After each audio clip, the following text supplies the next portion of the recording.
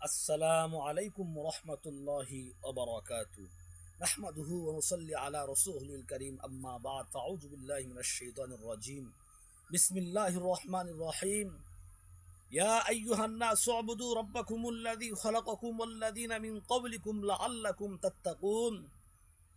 মহান রব্বুল আলামিন পবিত্র কোরআনের মাঝে তিনি জানিয়ে দিয়েছেন, ইয়া আইয়ুহান নাস উবুদু, আল্লাহ পাক যত মানুষ সৃষ্টি করেছেন, চাই সে মুসলমান হোক, চাই সে খ্রিস্টান হোক, চাই সে গারো হোক, চাই সে বৌদ্ধ হোক, চাই সে ইহুদি হোক, চাই সে নাসারা হোক, চাই সে মুশরিক হোক, সকল মানুষকে তিনি আহ্বান করে জানিয়ে দিচ্ছেন, ও আবুদু, তোমরা আমার ইবাদত করো, আমি আল্লাহকে ডাকো।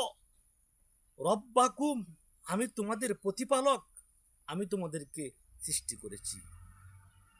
ওয়াল্লাযীনা মিন ক্বাবলিকুম লাআল্লাকুম তাত্তাকুন, তিনি জানিয়ে দিয়েছেন, আমি তোমাদের প্রতিপালক, আমি তোমাদেরকে সৃষ্টি করেছি, তোমরা যদি আমার ইবাদত করো তাহলে তোমরা তাকওয়াবান হতে পারবে, পরহেজগার হতে পারবে।